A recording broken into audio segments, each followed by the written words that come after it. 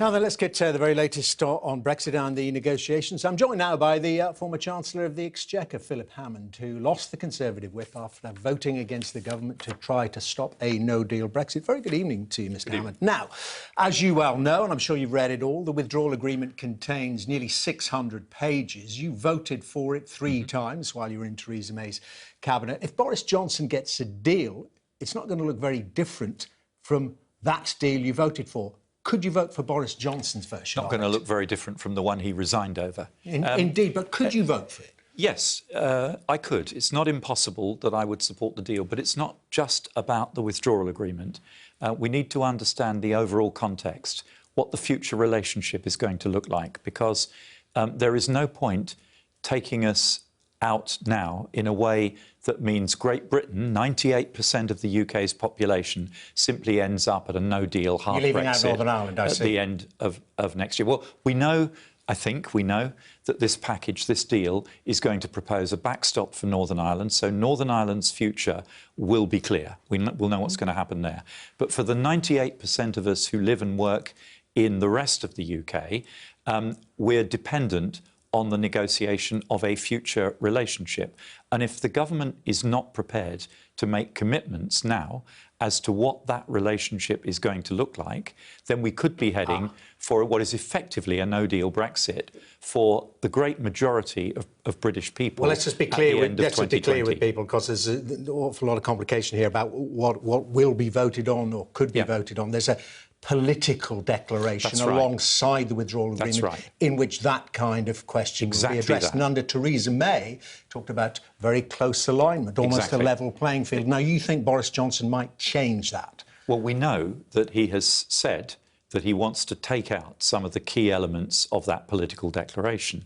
And the price we will pay for taking out those commitments on level playing fields, a fair playing field on which to trade, is that the European Union will withdraw their commitment to tariff-free trade between Britain and the European Union. And that means that we could be heading to WTO terms trade arrangements for 98% of the UK at the end of 2020. And that, for me, is a no deal. It may have lipstick on it, but it's still no deal. And this brings in the politics of it all. You referred to earlier on Boris Johnson voting against a withdrawal agreement, the bones of which he's probably going to propose to Parliament at some point. Now, this political declaration, it is thought that the changes that Mr Johnson and others are proposing are to entice the European Research Group, who also gave Theresa May so much trouble. That's the kind of deal, a so-called Canada minus deal. That's the kind of deal they want.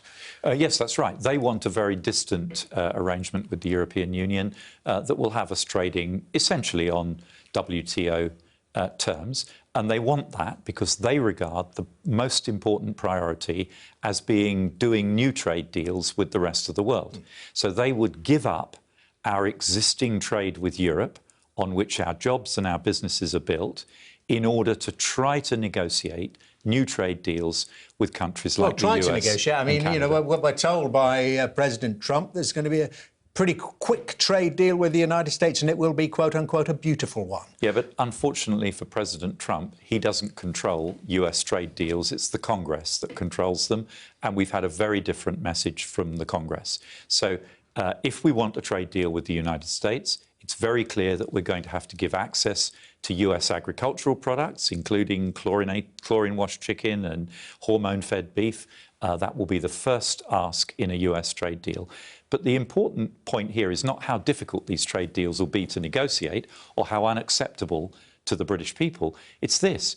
All the analysis shows that even if we get all these third country trade deals, it will only add a tiny, tiny amount to our GDP, but we will lose a huge chunk of our GDP if we voluntarily give up access to the European market in order to do those third country deals. OK, we've got your analysis in full now. Now, I want to bring you back then to how that affects your voting intention. If the political declaration looks like, as you have described, you will vote against the deal. Yes, that's right.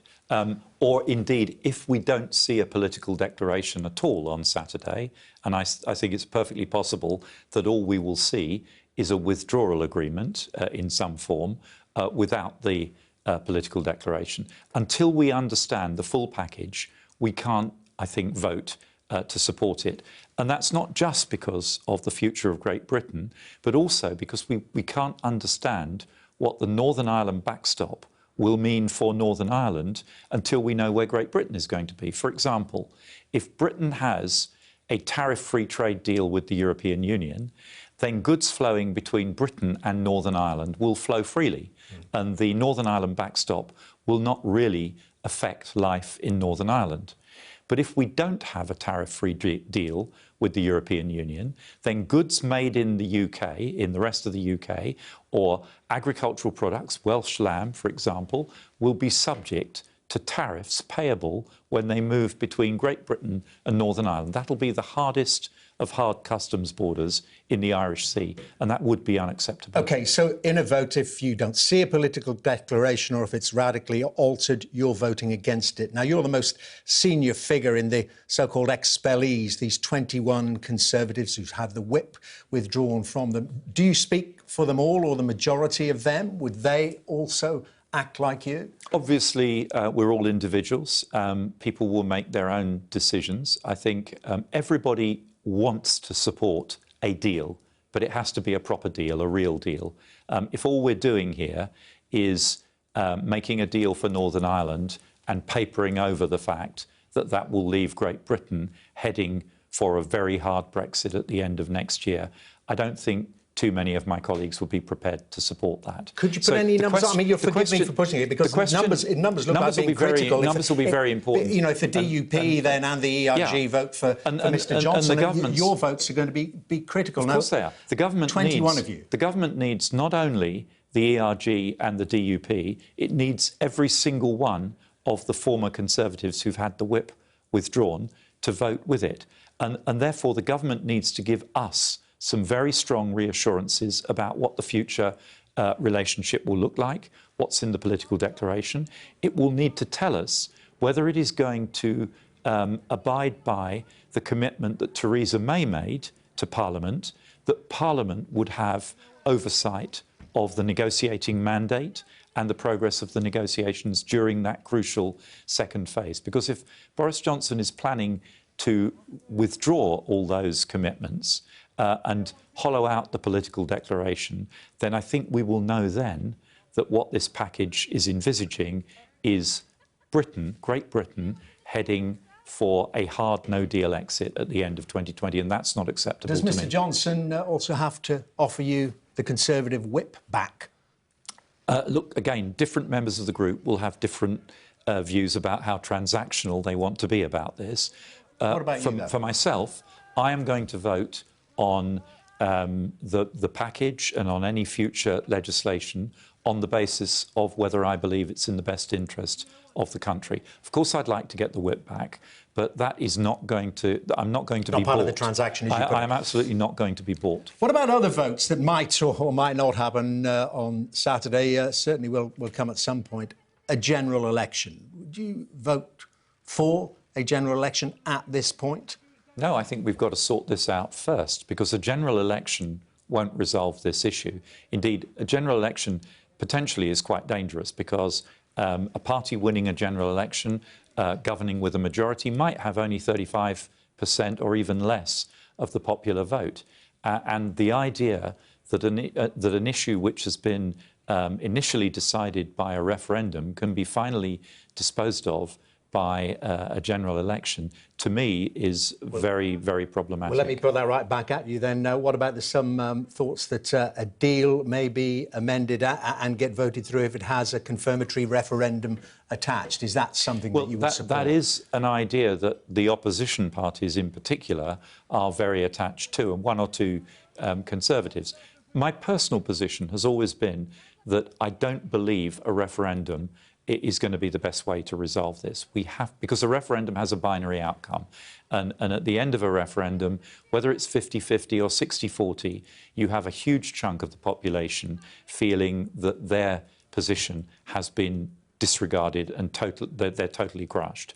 The only way for us to go forward as a country is to find a middle ground, a compromise, which will not satisfy the hardline ERGers and will not satisfy the hardline Remainers, but will allow most people to say, OK, look, I got some of what I wanted. If I was a Remainer, I got at least a close trading partnership with the EU, even though we've left the European Union. And if I'm a Leaver, I can say, well, look, we're closer than I wanted to be to the EU in trade terms, but at least we've left the Union, we're out of the political structures, we're not a member any longer, and we're not paying for it any longer. A couple of last points. I mean, we haven't discussed the effect potentially on Scotland if this withdrawal agreement, if it does get voted through, and the provisions as we understand them applying to Northern Ireland. The sense that the Scots are going to say, Nicola Sturgeon's going to say, well, we want that special status, and perhaps independence is the way to access it. Well, I think there is a very real threat to the Union if we go down that route, because in Scotland there will be two arguments. First of all, there will be a sense of grievance about the fact that Northern Ireland has been able to remain very close, effectively in the single market and the customs union, because that's what this proposal is, however you dress it up. And there will also be a very strong sense of grievance that Scotland, which voted to remain, has been forced out of the European Union. So that's fertile territory for people who want to break up the United Kingdom, which, again, I believe is a very, very bad outcome, not just for the United Kingdom, but for the people of Scotland. And lastly, Mr Hammond, if and when a general election comes, with or without the whip, is it your intention to stand again in your seat? That is my plan, to stand in Runnymede and Weybridge. If I can stand as a Conservative, I will do. If the Conservative Party doesn't allow that, I will stand as an independent Conservative and continue to espouse the kind of conservatism that I believe is what made our party as successful as it has been over hundreds of years. And if you do stand as an independent, have you had any conversations, because of course you have been talking to them about the Benn Act and the rest of it, any conversations with the Liberal Democrats and the Labour Party about who might oppose you? I haven't. I'm not going to enter into those kind of discussions while I'm still a member of the Conservative Party and indeed subject to the process of appeal which the Conservative Party has. I hope that the whip will be restored to me and that the Conservative Party will decide to remain a broad church where people of very different opinions can work together and can happily coexist within the same party. That's what we've always been, and that's what we need to be in the future if we are going to be a successful political party. OK, Mr Hammond. Thank you. Thank you very much. Very good to see you.